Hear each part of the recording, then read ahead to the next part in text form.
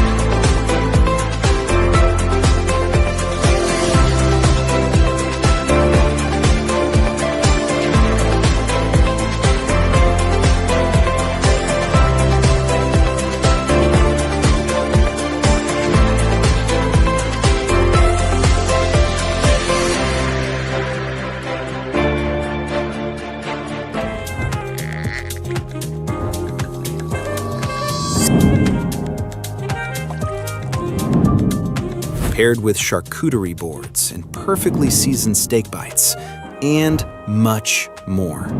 Perfect for celebrations, quiet nights, and every special occasion in between. 7 Notes Wine and Spirits, where every sip hits the right note.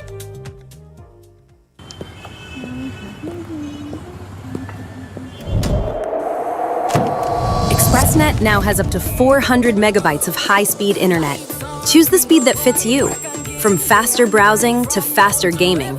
Connect more devices at once. Or bundle it with Express Plus and HBO Max. Internet and streaming entertainment, all in one. Yeah, faster starts here. Sign up today at any Centaur office or contact us to get started. Shop and clean. Price and value with Centaur. More for you with speed to spare. Faster starts here. They got so much things to say right now. They got so much things to say. The way some people are talking you'd never know, but the most blatant nepotism and fleecing of BTL took place under UDP when Dean Barrow was Prime Minister. Barrow placed his son Anwar on BTL's board in 2009 as soon as he nationalized the company, which would eventually cost Belizeans almost $650 million for shares barely worth $200 million. By 2014, Anwar was appointed executive chairman with extravagant salary and perks. Under him, BTL spent wildly on ventures that did not materialize and never brought any returns. Under the Barrows, BTL's profits plummeted from $38 million in 2009 to $17 million in 2019, and $10 million in 2020, as the company hardly paid dividends to government and people of Belize. Anwar Barrow has no moral authority to talk about BTL, as it was under his nepotistic rule, appointed by his father, that BTL was most blatantly fleeced. They got so much things to say right now. They got so much things to say.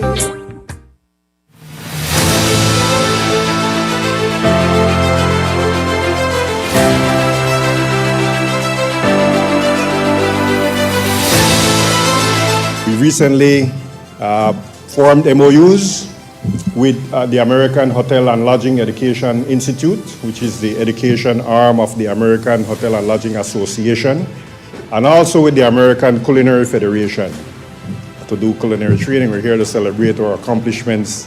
This is not about replacing Belizean cuisine. This is about, we want the Belizean cuisine, we want the Belizean richness and diversity. Right? So this is about your skills. You all know what you all learned, so it's about transferring that skill. We want to inspire this career because, you know, it's amazing. You love what you do, right? And it really is something that I think we can inspire other young Belizeans to undertake. And it's now part of your responsibility as those who have received this training and see a pathway for greater things. Just to put it into perspective, there's only about 6,000 certified executive chefs in North America. There is only 69 certified master chefs in the world. There is less than 10 certified executive pastry chefs in this entire world. And now in Belize, we have 3 sitting in this room.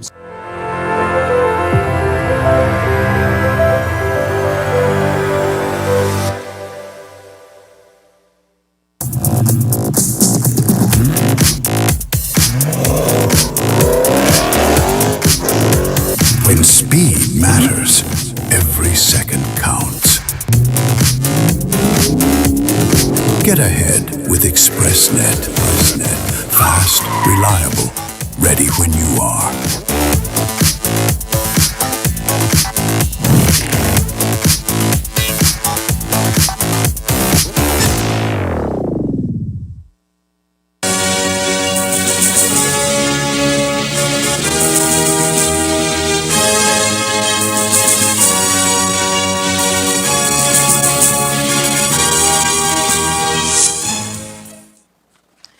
Good evening. With your news also simulcast on Face FM 106.7.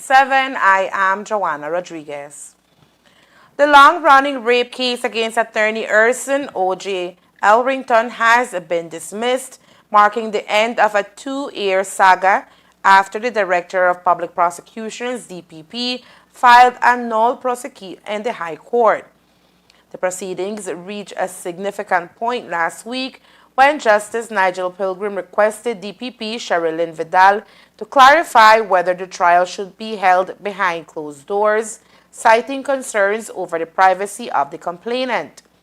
However, the DPP did not provide any such statement, and this morning, the Crown announced that it would not proceed with the case with no reason given for the withdrawal. Elrington, as you might already know, was accused of raping a woman in her mid-20s in January 2024.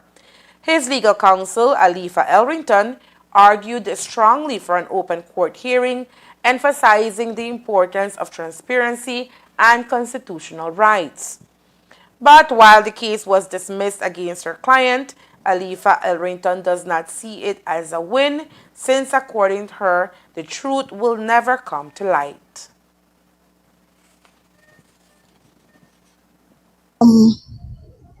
I feel slightly cheated because at the end of the day, what we were fighting for was for what transpired to come out and for the truth to come out.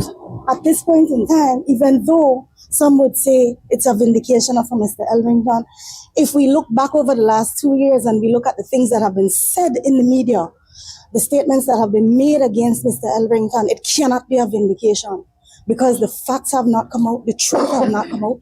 And so this is the difficulty that I have. We will take it. We will take it because we don't believe it should have been brought before the court from the inception. However, what persons think when they hear rape is still out there in relation to my client's name. You don't think about what actually transpired in this case. Rape is something that we all know that is a very serious offense. You think about violence, you think about harm, you think about taking advantage of persons. And our position is that never transpired in this particular case. But that stigma now walks with my client every single day. One of the biggest issues that we had, or the reason that we fought so hard, is because this is a constitutional issue. Mr. Elrington has a constitutional right for this matter to be heard in open court. It is only by agreement that it is done in camera, and it should never be assumed that the defendant is going to give up that constitutional right. If it is that it's not by agreement, then you need to follow the rules to get it done properly. And that is why we are fighting it, because I will ask any of you right now, which one of you actually missed a day Mr. Elrington had to come to court?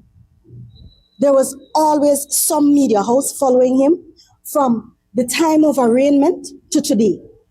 Every adjournment, magistrate's court, high court to today. This has been a public trial. Unless you're a public figure, there's no other rape, person accused of rape, that is followed by the media. So it is important that he's given that same opportunity. We're in a situation where, and I will not necessarily criticize judge alone trials, but we now have judge alone trials. Defendants don't have a jury of their peers anymore sitting down and listening to the facts. One person makes the decision in relation to the facts.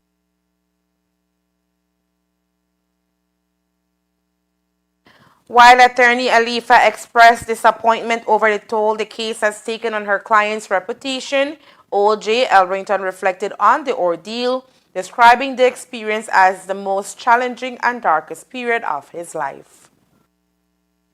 Beyond that, of course, from the beginning, it was my position that these charges should not have been brought from the inception. Of course, we will take legal advice as to what we do after this.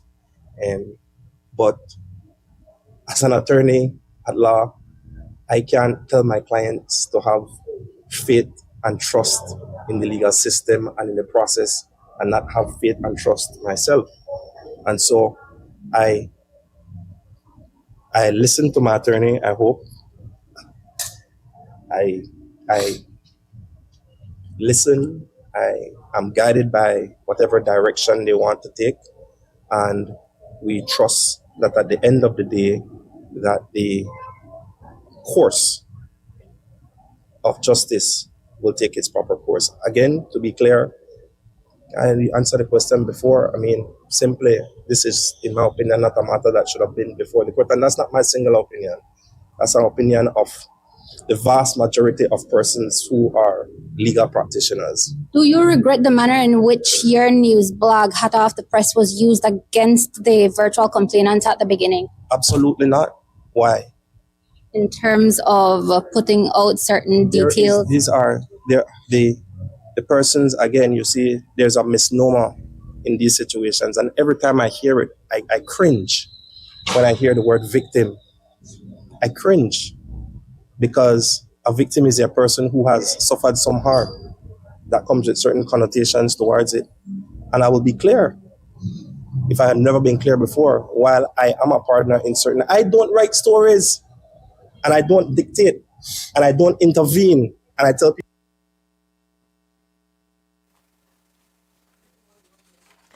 So what's the next move? According to Elrington, his next steps will be guided by legal advice. For me, and my learned friend has implored on me to be as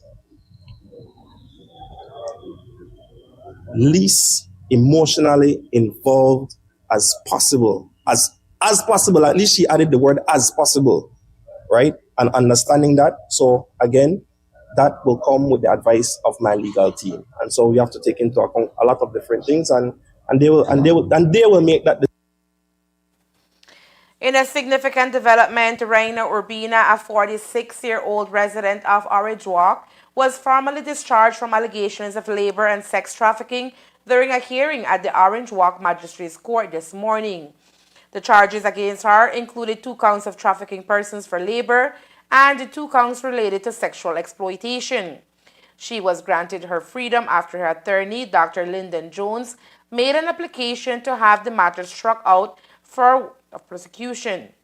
In his submissions, Dr. Jones highlighted that the Orange Walk Prosecution Branch repeatedly breached the disclosure deadline set out by the Belize Criminal Procedure Rules 2016 and the court's orders.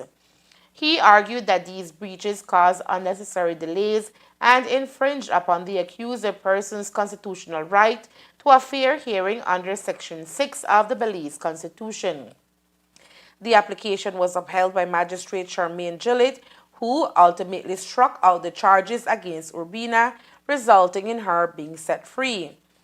Urbina was arrested last year on Tuesday, November 11th, when the Anti-Trafficking in Persons Police Unit apprehended Urbina and brought her before the court. Authorities accused her of trafficking 2 adult women from Central America, subjecting them to both forced labor and sexual exploitation. Urbina was granted bail set at $10,000 under strict conditions, including surrendering all travel documents, report to law enforcement twice each week, and refraining from having any contact with witnesses involved in the case. The operation was the result of a collaborative effort among various agencies, including the Police Department, the Office of the Director of Public Prosecutions, Immigration, Human Services, Interpol Belize, and several non-governmental organizations. Officials emphasize that this joint action highlights Belize's ongoing dedication to combating human trafficking, safeguarding victims, and ensuring that traffickers are brought to justice. A young student from St. Matthew's Village has been unaccounted for since last Friday, February 27th.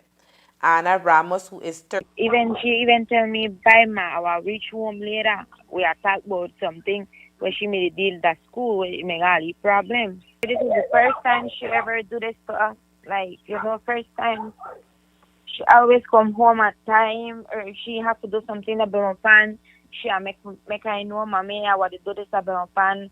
Then she have a next sister where they got accomplish. They always meet together. If they have to go to Belmopan, go buy something, and they always come home together. We make the report from Saturday when immigrant, from Friday. Saturday we gonna do the report and thing, and up to now, the police, they made the investigation both, right? And right now, this 12 o'clock, they find out who my daughter gone with. They had the footage of everything from Belmopan, bus terminal. I don't recognize the person. I know he. Somebody carry she in the bus, bus for terminal. The police said that the bus that's for Orange Jack side where that the 3 o'clock, the 3:30 bus will left for Belmopan, and you go through Boom to go the areas there. That is San Joaquin area. Authorities and community members are concerned and are urging anyone with information to come forward to help locate Anna and ensure her safe return home.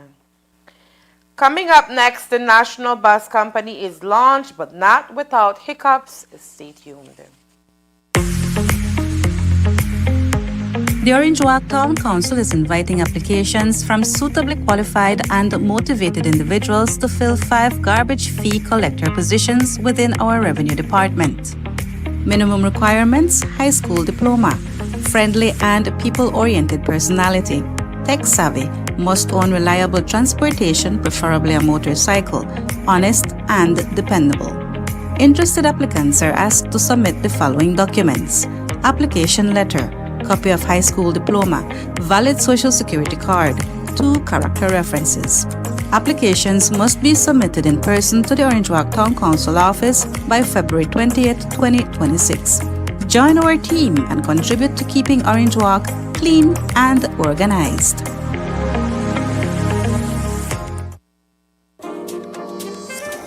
From whiskeys and wines to elegantly crafted cocktails,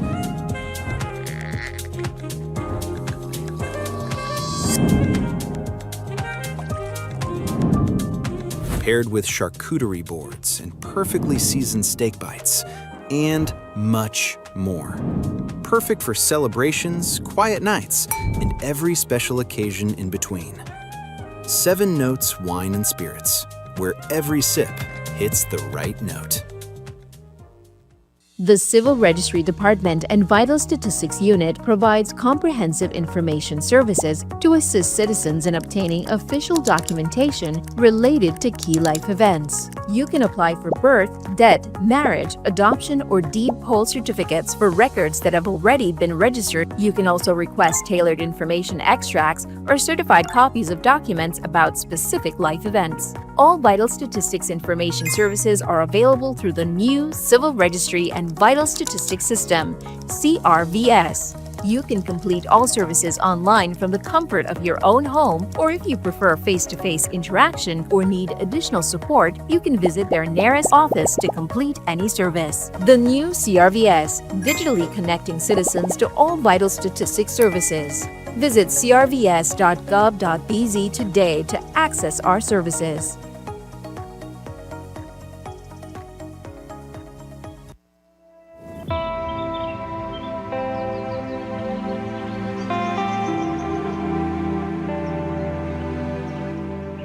There is a saying I often return to, and that is a Chinese saying, that says, the best time to plant a tree was 20 years ago. The second best time is now. Today, Belize chooses now, because Belize has always lived under the shade of the tree. Remember Sobumbra floreo. Our forests, mangroves, rivers, and farms are not just features of our landscape, they are part of who we are as a people. They protect us from storms, feed our families, support livelihoods, and anchor our resilience in a changing climate. But we also know this truth: what we do not protect, we will eventually lose. Greening Belize, 1 million trees for climate and sustainable development. Our forest cover is declining, especially after the fire season. What will be achieved? Restore and reforested lands, significant increase in hectares restored by 2035. Enhance carbon sequestration. We'll have improved data, mapping, and reporting systems with this. Institutional readiness, feasibility study and design for a national forestry incentive program. Community mobilization, which will build capacity and increase participation nationally, and improve governance. For all environmentally conscious individuals and groups, CBOs, NGOs, community organizations, universities, come in to do their part to plant trees to assist in the restoration initiative for the country of Belize.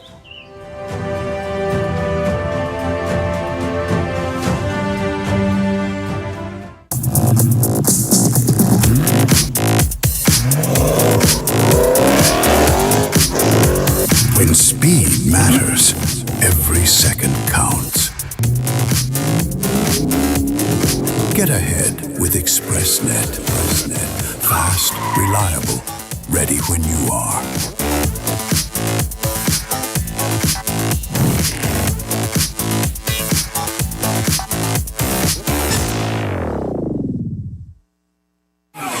Primera llegada con peligro por parte de Pot. Vemos la repetición. Llegan los linderos del área. La número 7 llegó con todo Pot.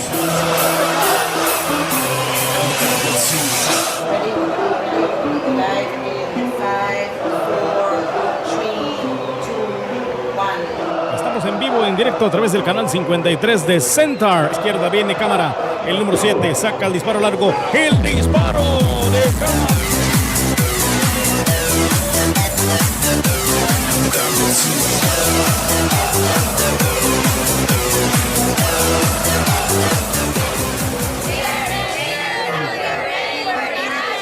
Nosotros somos los campeones, estamos listos para National.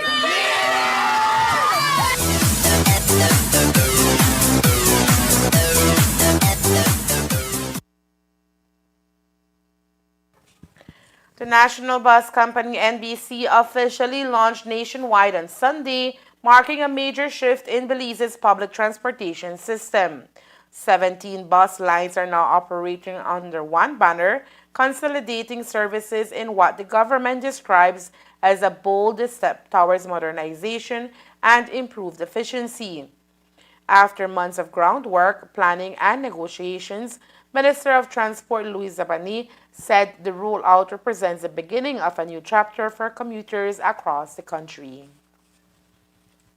Well, people are pleasantly surprised that we got off the ground. Many people were saying that this is just a dream and it will never happen. But, we have to give credit to the operators in particular that understood that this is something that if we come together and we get the support of the people, that we will be able to do much better than we've done in the past, right? So in that sense, yes, we've gotten those remarks. Wow, okay, this is a great first step. Let us continue to work with each other to make sure that we can realize the bigger dream of moving to a system where we have all new buses, that all our terminals are world class, and that we have people who can on their phone track their buses and be able to see where they are. And the ridership can go up where other people can say, I want to go to Belmopan or to Orange Walk or wherever. And you feel the confidence to get on a bus and you know that it will take you from here to there at the right, on time. And you can come back to where you were from, going from. So those are the kinds of things that we see in the future, but it will require us to continue to work together. Now, although the NBC launch is considered a success, some of the old issues still persist. Despite the early hiccups, Minister Zabani remains optimistic that the NBC will deliver meaningful improvements over time. Yes, it would have been nice if we had everything in place and on day one we have 100 brand new buses to start across the country. It doesn't work like that. So we're using a transitional period approach from March 1st to the end of August. During that time, we have training for drivers, for conductors. We gradually shift. They have uniforms. We improve the ticketing system. Then we go to the cashless system, and the new buses start to arrive. For a change of this magnitude, it will require time. So we're putting ourselves to the end of next year. By that time, we will be able to see a very, very big transformation in the sector. We have a timeline that from September of this year to December of next year, we will be bringing in brand new electric buses to replace the fleet. And as they come in every month, 5 to 10 buses per month, the oldest buses in the fleet will be removed. Even now, from the fleet that we've gotten, we've identified at least 13 of these buses that need to be sold immediately. And we will try to get an auctioneer to come in and deal with that and get it off, because there's no need for us to have those any at all. And then to do the best with those that are left there, to make sure that we do the proper servicing, that they have good tires, etc., so that in the interim between now and when the new buses come, that we can try to do the best with what's there. The minister acknowledged that the issue of standees is among the top priorities to address. He noted that overcrowding has long been a concern within the public transport system and assured commuters that measures are being implemented to better regulate passenger loads and improve scheduling to minimize the need for standing passengers. Looking at that, and that's again is where we have corrections to be made from the past. What has happened, and I'll be very blunt about it, is that standees is a place where you have people, the conductors who have a lot of cash in their pocket. And so they have been racing to pick up people along the road because that means that they control more of the cash. That's everybody knows that's across the country.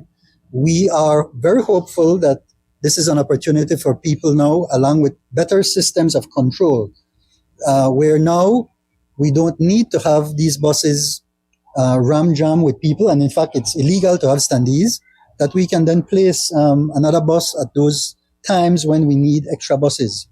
And then, of course, there are others too that you might not be observing, where you have 2 or 3 buses at the same time, but each bus is maybe just a third full. And so that's where you can probably eliminate one bus and move it to a spot where you have the standees. But in the previous setting, there was no incentive for any operator to really put a second bus if they could have all the standees on one bus. And so these are the things now that we can improve for the best interest of our commuters. Looking ahead, the NBC is also preparing to introduce a modern ticketing system. Belizeans can expect a transition to cashless payments in the near future through a partnership with DigiWallet. We have 3 or 4 different ticketing systems from the different operators now, or previously. And so, for example, the one with James is a really reliable system. We have the others where you have a physical ticket. So within the next 3 or 4 months, those will continue. But we're moving to a cashless system, just like what you see here in Belize City with the electric buses. And we're working with Digi on that right now. And it's a matter of how quickly we can get the equipment on the buses. But I would figure within the next 3 to 4 months. And we'll have enough time now to hopefully share that information with our commuters, and so that they can be ready for that.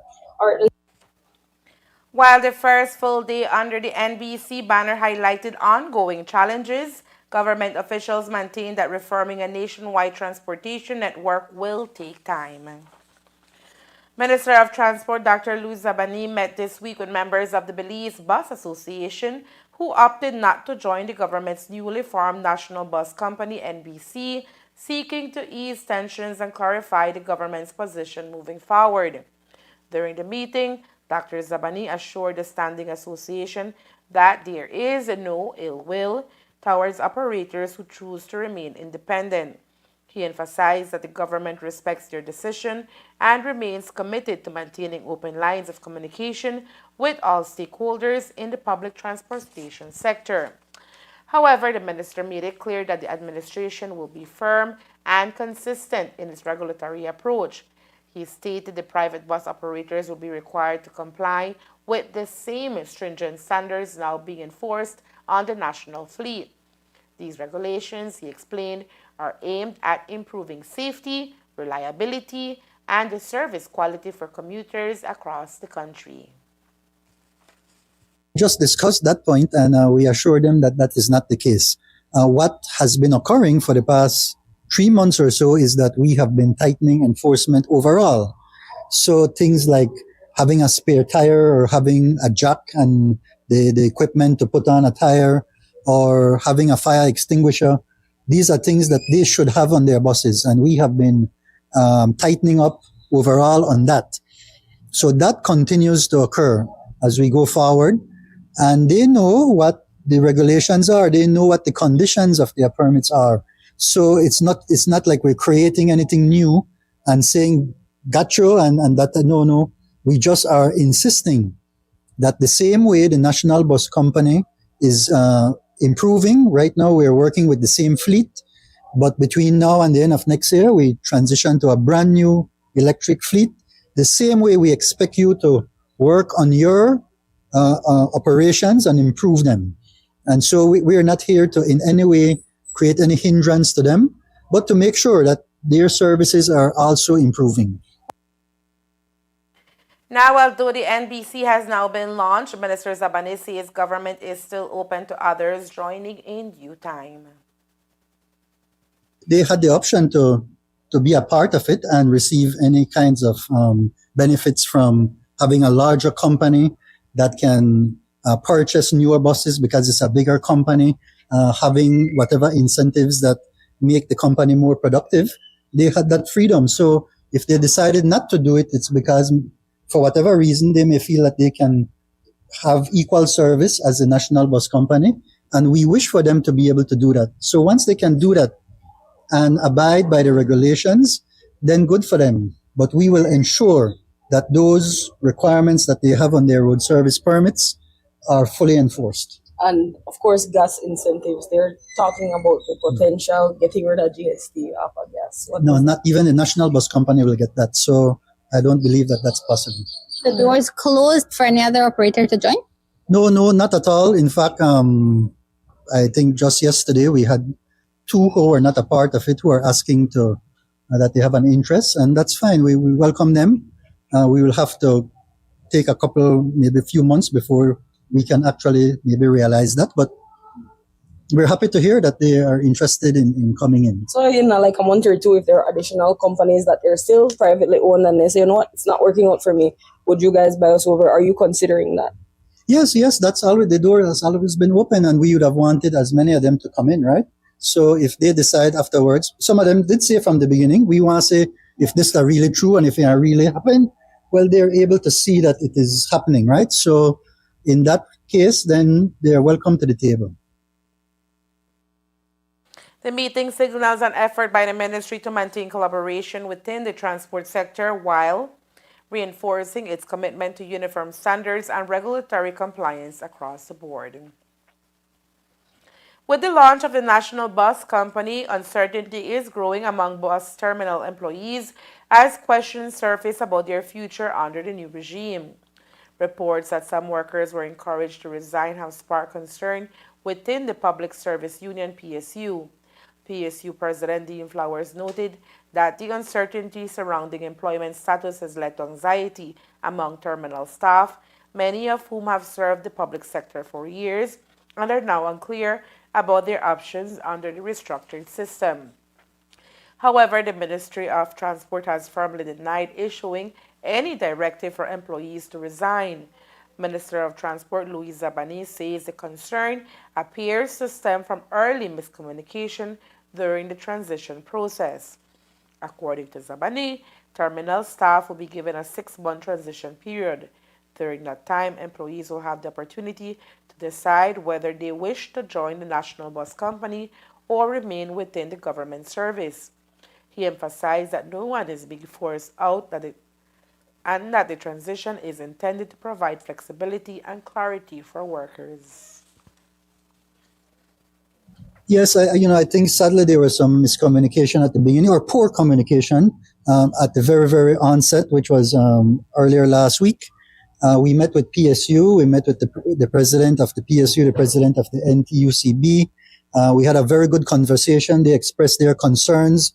They want to ensure, of course, that the rights of these employees that are now government employees, even though they're open vote workers, that they have rights, and certainly we agree. So in addition to the first round of communication that we had with them, myself and CEO personally went and met with all of them over the weekend. And we explained to them how the transition would work, that we have this 6-month period, and that during that period they will have enough time to decide if they want to continue as employees working now for the National Bus Company, or they want to remain in government service. So they had the opportunity to ask us questions, and I believe now that they're all very clear and very comfortable.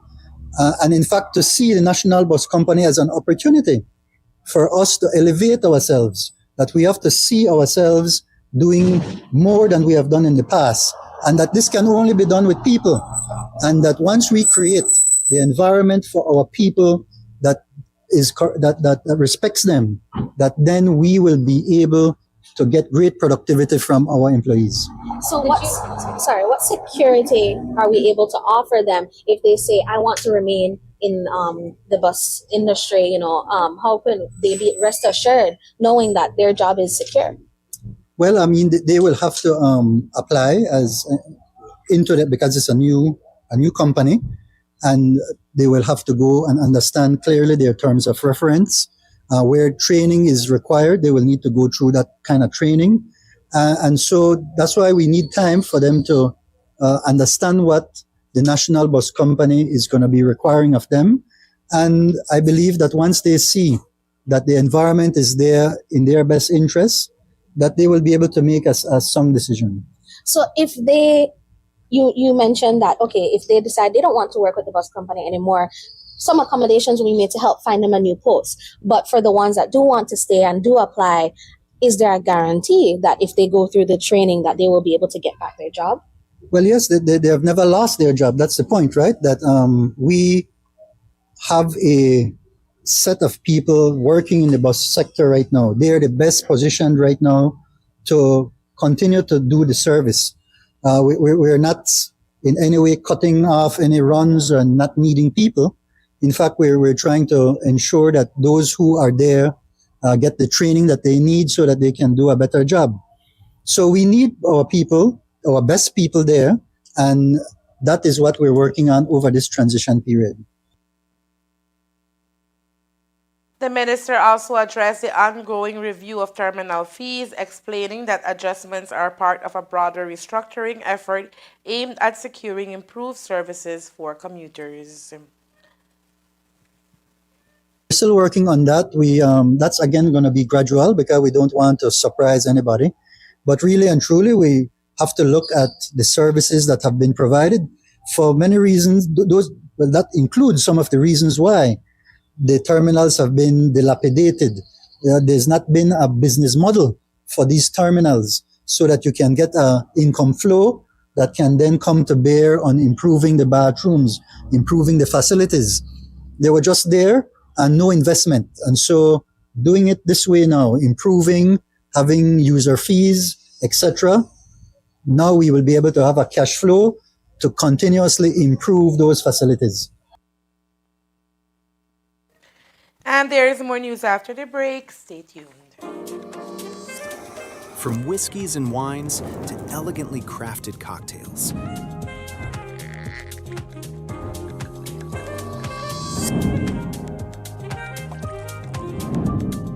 Paired with charcuterie boards and perfectly seasoned steak bites, and much more. Perfect for celebrations, quiet nights, and every special occasion in between. 7 Notes Wine and Spirits, where every sip hits the right note.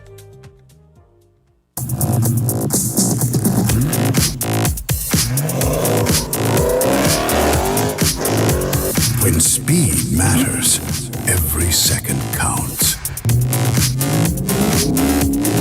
Get ahead with ExpressNet. Fast, reliable, ready when you are.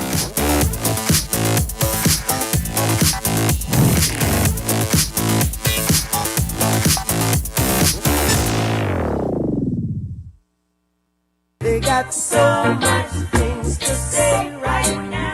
They got so much things to say. The way some people are talking you'd never know, but the most blatant nepotism and fleecing of BTL took place under UDP when Dean Barrow was Prime Minister. Barrow placed his son Anwar on BTL's board in 2009 as soon as he nationalized the company, which would eventually cost Belizeans almost $650 million for shares barely worth $200 million. By 2014, Anwar was appointed executive chairman with extravagant salary and perks. Under him, BTL spent wildly on ventures that did not materialize and never brought any returns. Under the Barrows, BTL's profits plummeted from $38 million in 2009 to $17 million in 2019, and $10 million in 2020, as the company hardly paid dividends to government and people of Belize. Anwar Barrow has no moral authority to talk about BTL, as it was under his nepotistic rule, appointed by his father, that BTL was most blatantly fleeced. They got so much things to say right now. They got so much things to say. Finally, a postpaid plan for 3 people. Introducing Smart Trio. Why pay for mobile service alone when you can share and save? Get unlimited national calls, texts, plus 100 gigabytes of shared data. And the best part? It's only $135. That's right, as low as $45 per person. Perfect for small families, couples, or close friends. Smart Trio. 3 lines, 1 smart choice. Sign up now and you could win a Trio getaway to San Pedro for 3. Visit us at www.smart-bz.com for more information or sign up at any showroom today. Smart, bringing people together.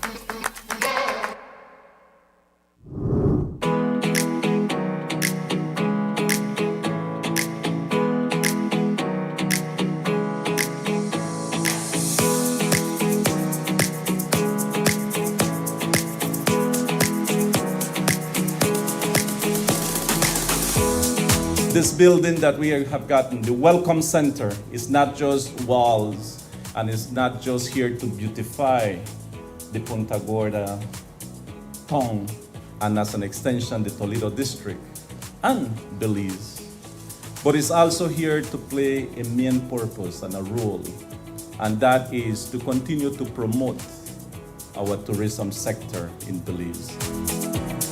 This provides us a platform and a venue for us to be able to do multiple things in working towards enhancing the tourism environment in Toledo and really showcasing it not only to locals but also to our international guests, which are paramount for us to continue to grow this industry. This project, like others that we're working on throughout the country, was designed and is being delivered by Belizeans. We have spoken to the communities, we've spoken to tourism stakeholders and what needs to be done to ensure that we have the necessary infrastructure to improve the quality of the visitor experience.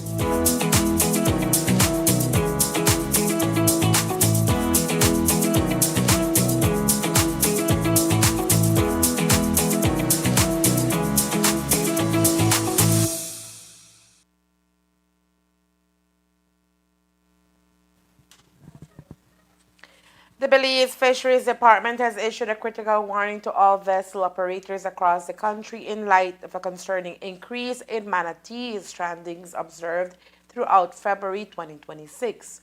The Belize Marine Mammal Stranding Network has recorded 8 separate incidents in locations including Corozal, Belize City, Placencia, Gills Point, and Hopkins. Alarmingly, 3 of these cases have been confirmed as resulting from vessel collisions, highlighting a persistent threat to these protected marine mammals. On February 11, an adult female manatee was found in Belize City with injuries attributed to a vessel impact, which was also determined to be the cause of her death. Just a few days later, on February 14, a female adult manatee was discovered in Hopkins, again bearing injuries consistent with a boat strike and confirmed as fatal. Another incident on February 16 involved an adult male in Belize City with vessel impact once more identified as the cause of death. These fatalities underscore the ongoing risk posed by boat traffic in key manatee habitats, especially when safety guidelines are not followed. In addition to the confirmed vessel-related deaths, other strandings during the month include a male calf at Consejo Shores, whose cause remains unknown, and a male calf in Placencia on February 13, suspected to be due to perinatal factors. On February 14, authorities responded to additional strandings involved an adult female in Gills Point and an adult male in Corozal with causes still undetermined. The critically endangered Greater Caribbean manatee is fully protected under Belizean law. It is illegal to harm, harass, disturb, or kill these marine mammals with violations subject to hefty fines and legal action. Vessel collisions remain one of the primary threats posed by human activity, particularly in shallow waters, river mouths, lagoons, and seagrass beds, areas vital for feeding, resting, and nurturing young manatees. The Fisheries Department emphasized that all boat operators have a legal and moral duty to act responsibly in these sensitive habitats, slowing down in designated manatee zones, strictly following no-wake regulations, and maintaining a vigilant lookout are essential measures to prevent injuries and fatalities. Recognized manatee habitats, including regions in Corozal, Belize City, Gales Point, Hopkins, Placencia, and surrounding lagoon systems, require heightened caution at all times. The public is urged to report any sightings of injuries, distressed, or diseased marine mammals immediately to facilitate prompt response and data collection. All vessel operators are called upon to exercise extreme caution to help protect Belize's vulnerable manatee populations and preserve the health of its marine ecosystems. Today, the Belize Defense Force, BDF, and the Belize Coast Guard formalized a new partnership with Centro Escolar Mexico Junior College, CMJC, through the signing of a Memorandum of Understanding. The agreement was signed by Commander of the BDF, Anthony Velasquez, and Lieutenant Commandant Freddie Koo, who represented the Commandant of the Coast Guard. They were joined by Dean of CMJC, Eulalio Torres, and Chairman of the Board, Humberto Juarez, as signatories to the agreement. The MOU establishes a collaborative framework aimed at expanding educational opportunities for members of the security forces. Under the agreement, soldiers, sailors, and officers will have access to further their academic qualification at the institution. In turn, students of CMJC will be eligible to benefit from scholarships offered by the security forces should they choose to pursue a career in the BDF or Coast Guard. Officials say the initiative is designed to strengthen human resource capacity within national institutions while contributing to overall national development. By bridging education and service, the partnership seeks to equip individuals with both academic credentials and professional training.